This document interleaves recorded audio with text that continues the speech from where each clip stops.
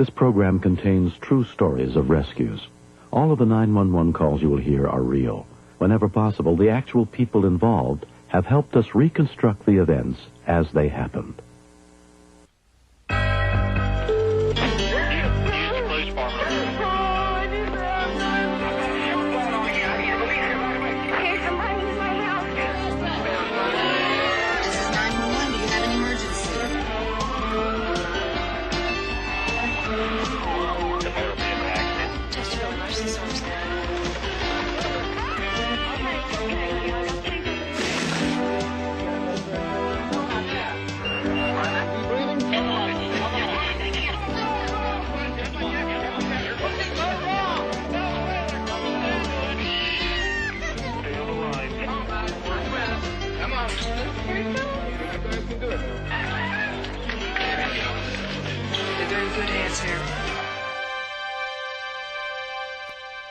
For the past 4 years, 11-year-old Heather Wheaton has waged a courageous battle against brain cancer.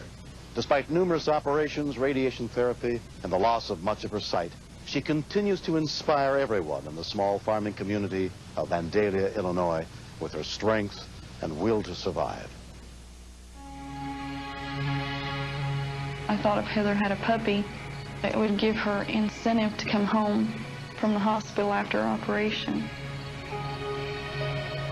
But to me, he wasn't a very pretty dog, but he was like something she'd pick out. She said, I didn't pick this dog out. He picked me out, so he loves me. Thank you, Homer. I lost 3 guinea pigs and 1 dog. It meant a lot. All those animals meant a lot. And when I first saw Boomer, he sat on my lap and he looked up at me with those black eyes and like, let's go home. It may seem real hard to understand why a dog would mean so much to a little girl and her family. But when it's an incentive for someone to live as long as they can live, then it's like a gift. On December 29th, 1991, Pam and Todd Wheaton were going out, so they had arranged for Heather to spend the night at her grandparents'. Boomer still was a little pup, and he piddled on the carpet, so I'd make them pin him up in the kitchen.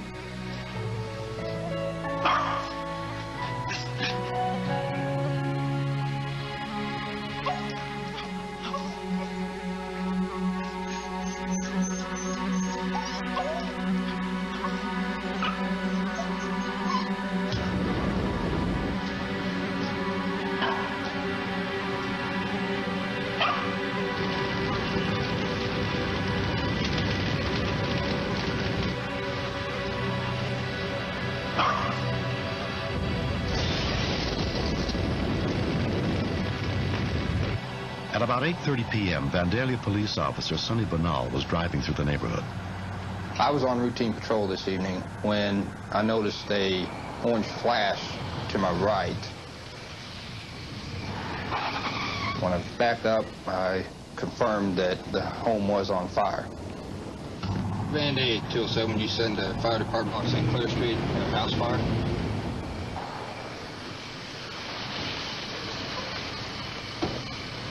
First thing that went through my mind was that I needed to try and see if somebody was in there.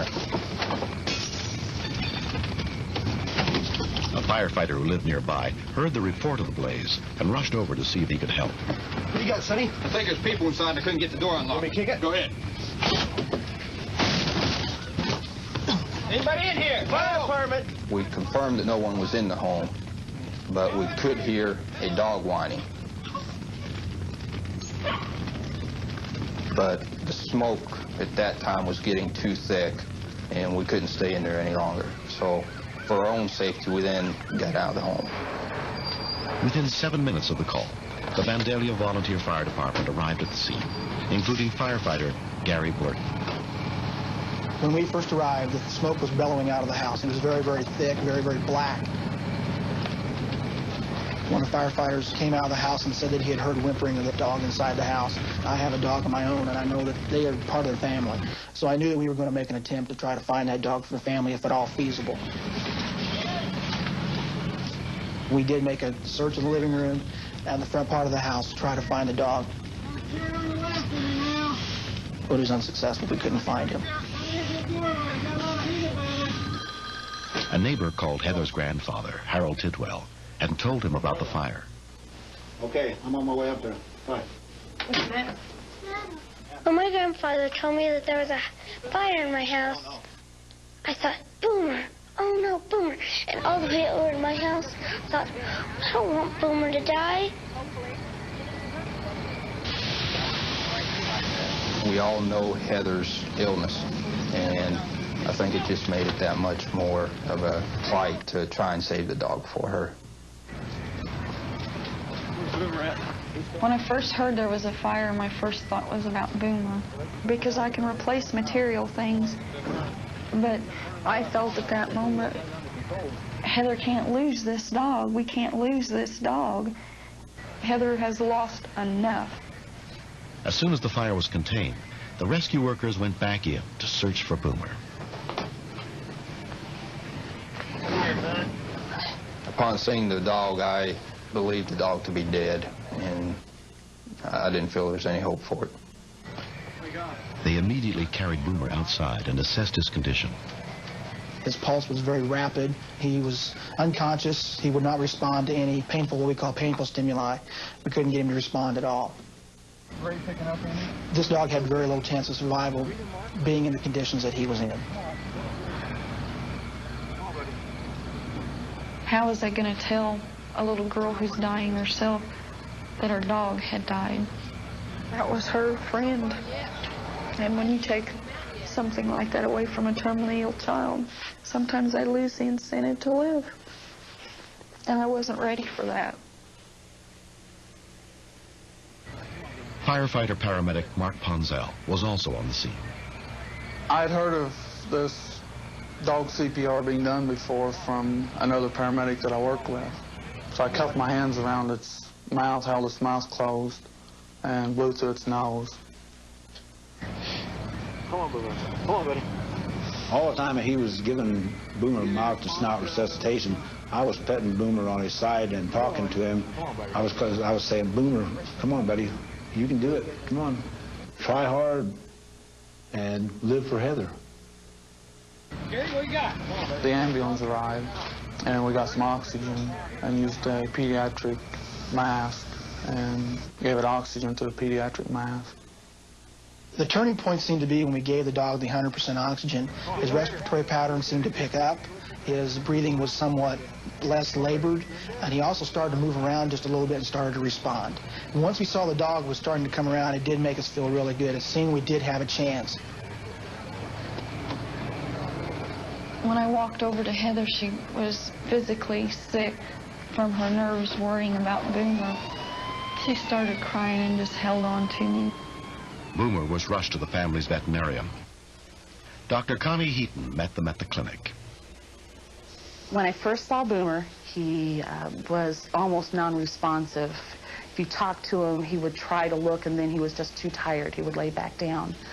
He just showed signs that it was pretty close, it was touch and go, that if we didn't keep things going, that Boomer wouldn't be with us much longer. I stayed with Boomer by myself, treating him, watching him, seeing how the drugs were affecting. As he became more responsive and wiggling to where I couldn't hold him on the table anymore, then I knew Boomer was going to be okay. Boomer was treated for smoke inhalation at the animal hospital. 3 days later, 11-year-old Heather was finally reunited with her puppy. He was like, hi, Mommy. Because I act like he's my son. And I was like, yay, Boomer, you made it.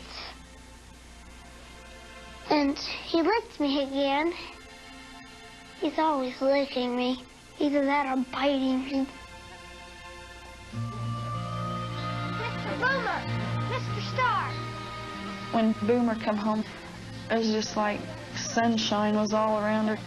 It was like she's just all aglow, and her big old smile and stuff. Thank you! Recently, Heather got a chance to meet the rescuers who saved Boomer's life. I'm Gary. I'm Mark. I'm Sonny. When we saw Heather after the rescue. It almost brought tears to your eyes when you saw her around Boomer. She was very appreciative of what we had done, and it meant a lot to us to see her playing with that dog, that you could see in her eyes that that dog meant a lot to her. We saw the importance of what we had done, and it made everything worthwhile. I take a lot of jokes about the dog giving it mouth to snout. They bark at me, and that's okay. If the situation came up again, I'd do the same thing again. He's teething real well. Yeah. The men that saved Boomer, I think they went over the line of duty. You know, they didn't have to, but they did anyway. Today, a lot of people don't go that extra mile for somebody, and they did. They went that extra mile for a little girl. And I'll always be grateful for them. They're real special people to us, and they always will be. Thank you guys for saving Boomer. I'm very, very proud of the men that helped the Boomer. If they didn't help Boomer, Boomer wouldn't be here today. I should find a nice thank you card and send them. That's what I should do.